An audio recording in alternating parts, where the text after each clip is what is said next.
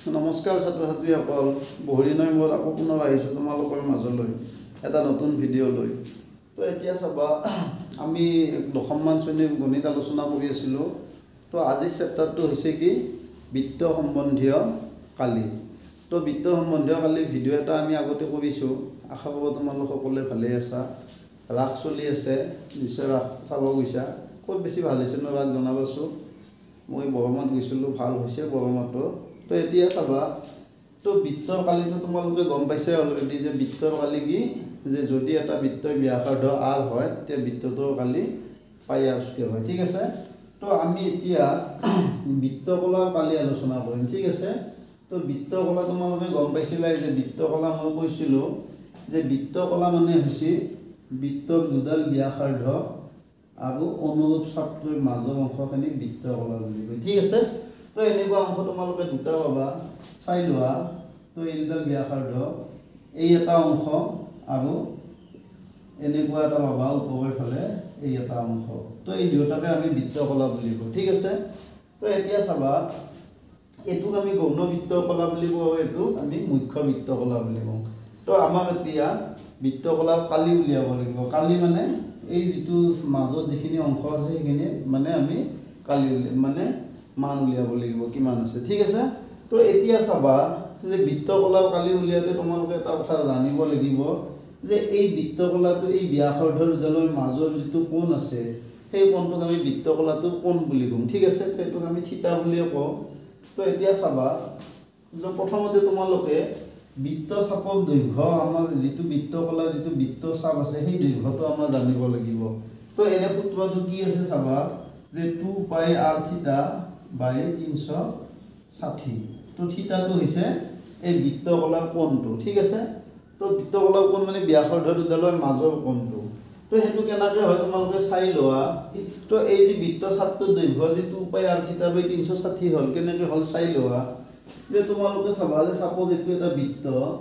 তো এই বৃত্তটোৰ কেন্দ্ৰ এইটো O কেন্দ্ৰ, মানে কেন্দ্ৰটো। তো এতিয়া চাবা যে কেন্দ্ৰটোত কিমান ডিগ্ৰী কোণ থাকে, তাৰমানে কেন্দ্ৰটোত 360 ডিগ্ৰী কোণ থাকে।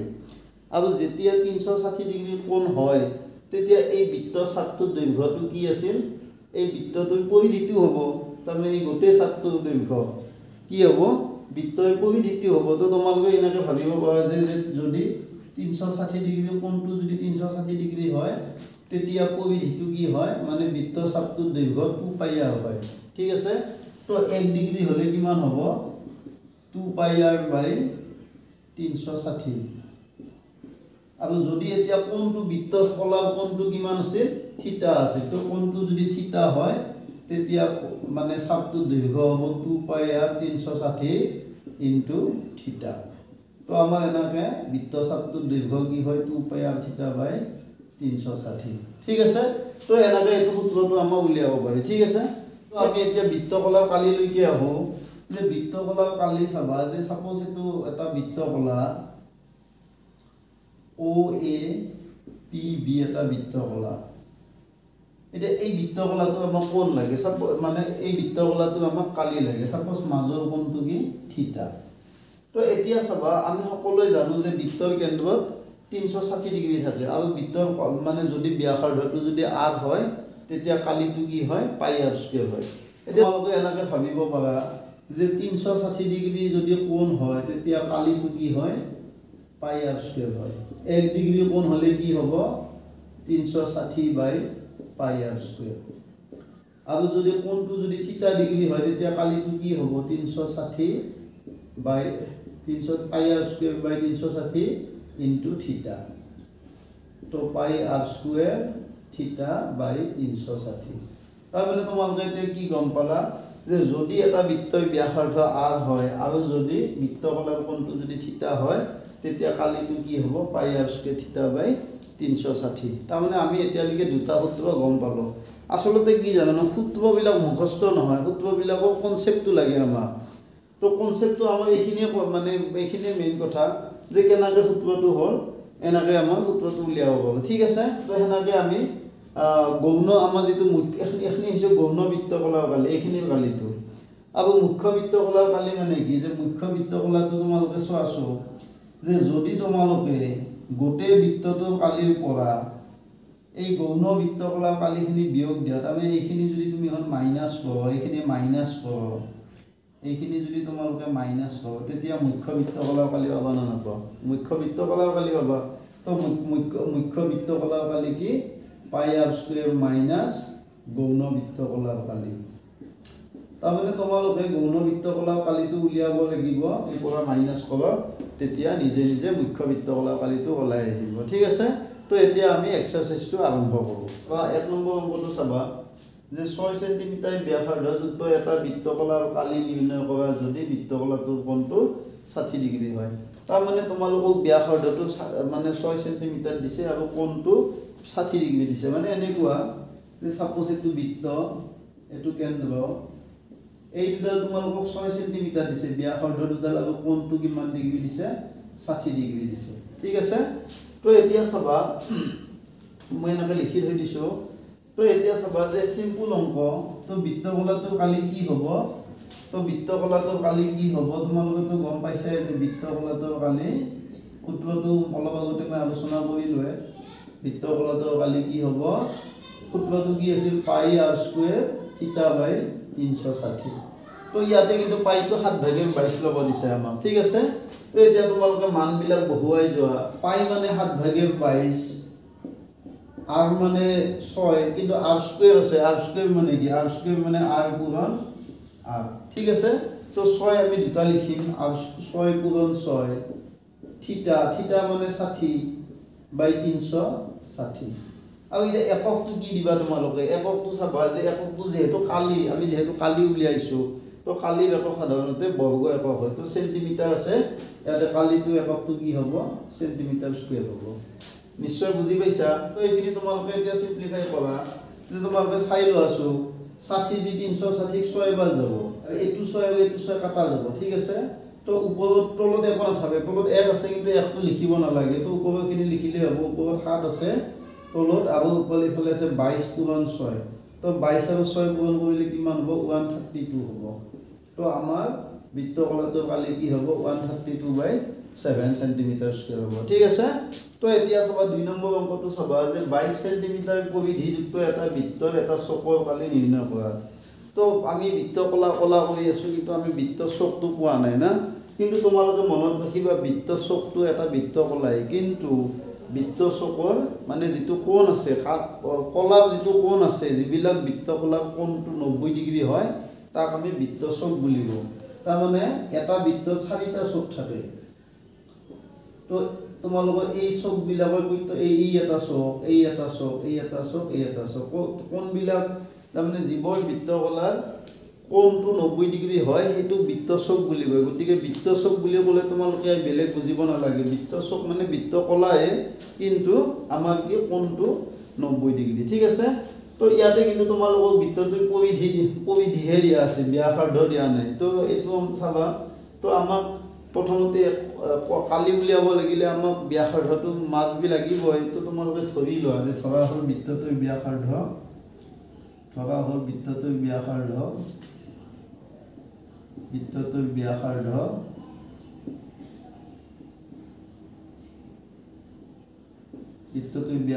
r বুলি ধৰি লোৱা ঠিক আছে তো এতিয়া চাবা যে তোমালোকক এতিয়া চাবা ইয়া থিটা ইকুৱেল কিমান ইয়া থিটা ইকুৱেল কোণ যেহেতু বৃত্ত চক বুলি কৈছে গতিকে কোণটো কিমান ডিগ্ৰী হ'ব 90 ডিগ্ৰী হ'ব এটো এটা বৃত্ত চক তো কোণটো 90 ডিগ্ৰী হ'ব তো এতিয়া তোমালোকক কি দিয়া আছে পৰিধিটো দিয়া আছে তো দিয়া আছে বৃত্তটোৰ পৰিধি কিমান দিয়া আছে বৃত্তটোৰ পৰিধিটো মানে পৰিসীমাটো না পৰিসীমাটো 22 সেন্টিমিটাৰ দিয়া আছে তো এতিয়া চাবা বৃত্তৰ পৰিধি তোমালোকে অলৰেডি গম পোৱাই যে বৃত্তৰ পৰিধি কি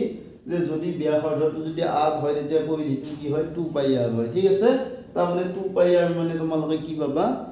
পৰিধি কিমান 2πr আমি যেহেতু ব্যাসাৰ্ধটো r ধৰিছো গতিকে এতিয়া আমি কি লিখিব পাৰিম 2πr ইকুৱেল 22 তাৰ মানে পৰিধিটো 22 ঠিক আছে তো এতিয়া তোমালোকে 2 পাই মানটো বহুৱাই দিয়া 22/7 r মানে আমাক উলিয়াব লাগিব আমি 22 তো এইখিনি সিম্পলিফাই কৰা তো কি হ'ব চাই লোৱা তলত 7 আছে এটো 2 ওপৰত আছে তলত 1 আছে দেই একটো লিখিব নালাগে 2 পূৰণ 22 কিমান হ'ব 44 হ'ব 8 টো থাকিল ইজুগেল 22 এতিয়া চাবা যে 8 টো বাওফালে হৰণ হৈ আছে ইফালে নিলে কি হ'ব পূৰণ হ'ব তো আমি ইফালে লৈ যাও 46r ইজুগেল 7 * 22 ঠিক আছে তো এতিয়া চাবা আগৰ লগত 46 টো পূৰণ হৈ আছে বাওফালৰ পৰা সোফালে নিলে কি হ'ব হৰণ হ'ব গতিকে তোমালোকে বহুৱাই দিয়া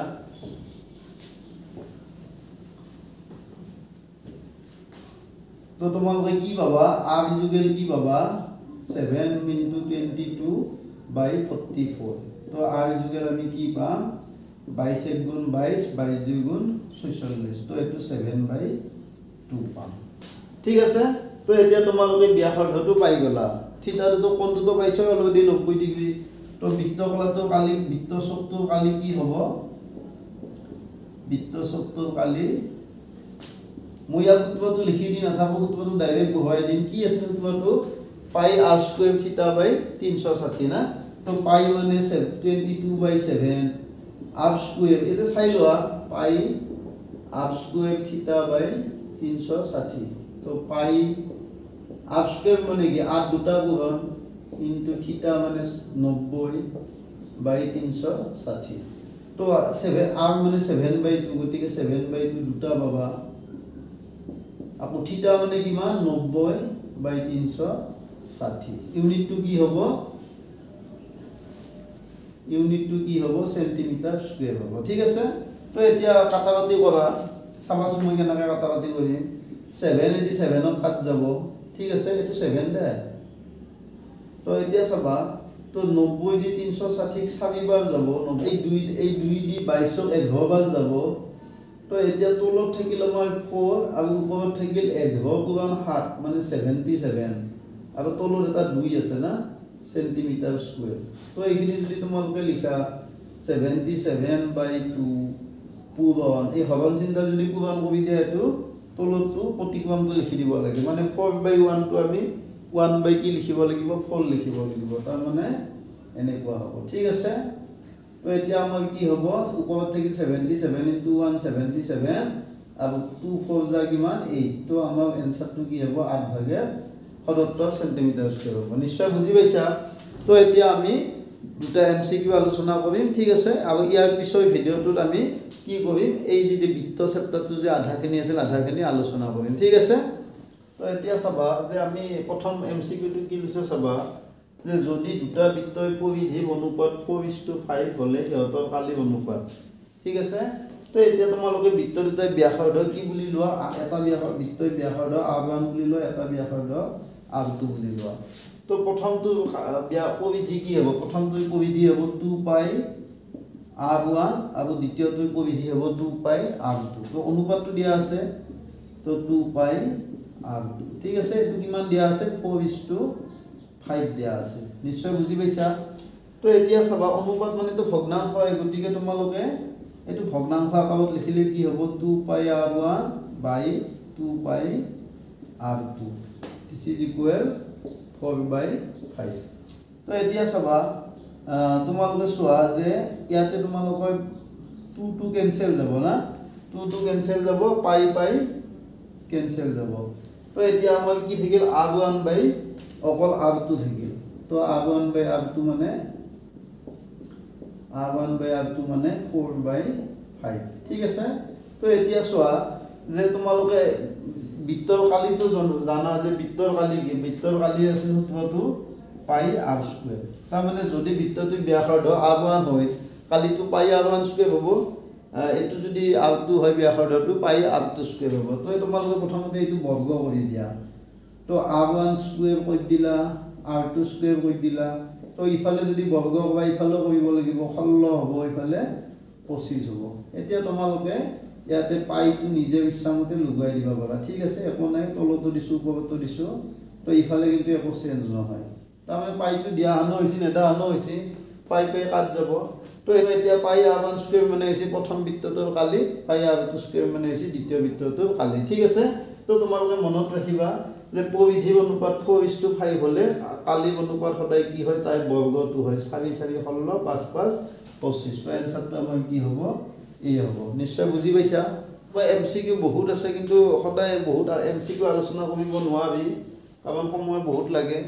তো এতিয়া চাবা যে দ্বিতীয় প্ৰশ্নটো চাবা যে তাৰ ভিতৰত ইম্পৰ্টেন্ট বিলাক তোমালোকক দি আছো যে যদি এটা বৃত্তৰ পৰিধি আৰু ব্যাসাৰ্ধৰ পাৰ্থক্য 37 সেন্টিমিটাৰ হয় পাই মানে 7/22 তেতিয়া বৃত্তটোৰ পৰিধি হ'ব ঠিক আছে এটো 154 বিটো 46 সিটো 14 ডিটো 7 তো তোমালোকে ইয়াতে মানে মানে যেহেতু এমসিকিউ গতিকে শর্ট কৰিব চাবা যে বৃত্তৰ পৰিধি তোমালোকে বৃত্তটোৰ ব্যাসাৰ্ধ r বুলি লবা তো বৃত্তটোৰ ব্যাসাৰ্ধ পৰিধি কি 2 পাই r হা আৰু পাৰ্থক্য মানে বিয়োগফল কি দিছে পৰিধি আৰু ব্যাসাৰ্ধৰ পাৰ্থক্য মানে ব্যাসাৰ্ধটো আমি r হলে পৰিধিটো 2 পাই r হ'ব তো ব্যাসাৰ্ধ আৰু পৰিধি আৰু ব্যাসাৰ্ধৰ পাৰ্থক্য কিমান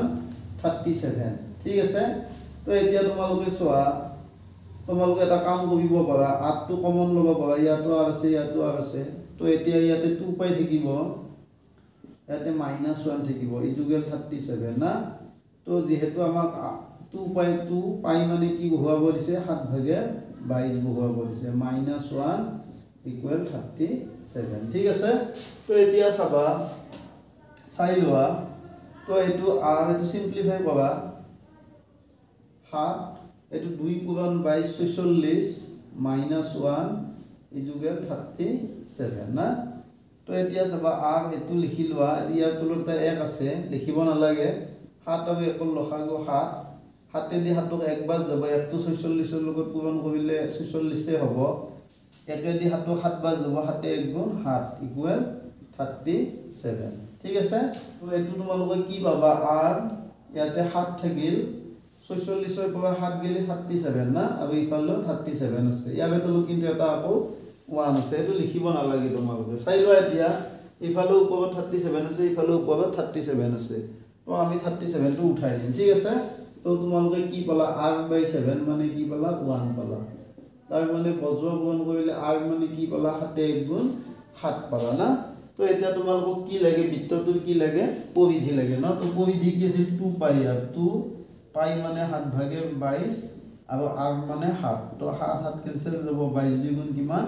46 তো একক এনসারটো কি হ'ব 46 হ'ব ঠিক আছে তো আগতে যদি তোমালোকে প্ৰেক্টিস কৰা থাকে এইবিলাক অংক ডাইৰেক্ট দেখিলে গম পাই যাবা ঠিক আছে তো আশা কৰো তোমালোক এই ভিডিওটো চাই ভাল পাইছা আৰু পৰীক্ষাৰ কাৰণে বেছি দিন নাই তোমালোকে ভালকে প্ৰিপাৰেচন কৰি যোৱা এতিয়া পৰা বেয়া হ'ব লগা একো কথা নাই তো সব টেক্সটৰ পৰা আহিব টেক্সট বিলাক সায়েন্সৰ টেক্সট খান ভালকে চাবা মানে বেলেগ সোশিয়েলৰ চাবা মানে টেক্সট বিলাকৰ পৰা এতিয়া মানে কনসেপ্ট বেসিস প্ৰশ্ন বিলাক আহিব ঠিক আছে তো তোমালোকে বুজিব চেষ্টা কৰিবা তাৰ মানে এতিয়া কমন সমন নাই যে আগতে যেনেকৈ কমন দিছিল এইবিলাক কমন সমনৰ কথা নাই এতিয়া সব চাব লাগিব ভাল হ'ব বুজিলে না আৰু এনেও গণিত বিষয়টো তাৰ মানে বুজি পালেহে ভাল লাগে না আৰু বুজিবই লাগে বুজিলে মানে বস্তুটো ইন্টাৰেষ্টিং হৈ পৰে এনে গণিতৰ সাবজেক্টৰ মানে কিছুমানে ৰস নথকা বুলি কয় আচলতে ৰস নথকা নহয় ৰস আছে কিন্তু ৰসটো আমি উলিয়াব জানিব লাগিব হয়নে নহয় কষ্ট তো ঠিক আছে তো আজিৰ ভিডিওটো ইয়াতে সামৰিছো আশা কৰো সকলোৱে ভিডিওটো চাই উপকৃত হৈছা তো চাবা যাবা চাব লাগিব সব কৰিব লাগিব পূজা চাব লাগিব পঢ়িব লাগিব সব কৰিব লাগিব না খালি বেলেগ মানে আমি ভালকে থাকব লাগিব মানে দেহাটো নিজৰ দেহাটো চাবা মানে পৰীক্ষাৰ কাৰণে বেমাৰ যাতে নহয় হা আৰু তাৰ মানে আমাৰ এটা তোমালোকৰ এটা কথা কম যে আমাৰ কিছুমান ছাত্ৰ ছাত্ৰী তাৰ মানে শিখৰ টিখৰ এইগলা খাও আছে তো এইগলা আসলতে বহুত বেয়া বস্তু তোমালোকে আসলতে এইগলা খাব নালাগে বুজি পাইছ না তো আসলতে শিখৰটো তো একদম বেয়া শিখৰ পয়জনিং বুলি যে কয় আমাৰ তাৰ মানে লাহে লাহে লাহে লাহে লাহে লাহে শিখৰটো আমাৰ দেহাৰ ক্ষতি কৰি থাকে বুজি পাইছানে তো এনেকুৱা হয় যে শেষত কি হয় আমাৰ তাৰ মানে বহুত মানে ভিতৰত বহুত ক্ষতি হয় ঠিক আছে তো এইবিলাকৰ পৰা দূৰত থাকিবা আৰু শিখৰটো খাব লগা মানে নাখকে চলবা নবা বস্তু নহয় হয়নে নহয় এটোতো আমাৰ মানে অভ্যাস হয় পিছতো বাদ দিবা পাৰি ঠিক আছে তো ভিডিওটো আজিলৈ ইয়াতে সামৰিছো আশা কৰো তোমালোকে ভালে থাকিবা ঠিক আছে তো পিছত ভিডিওত লগ পাম সাবস্ক্ৰাইব কৰিবা লাইক কৰিবা আৰু কিবা বুজি নোপোৱা থাকিলে কমেন্ট কৰিবা ঠিক আছে ধন্যবাদ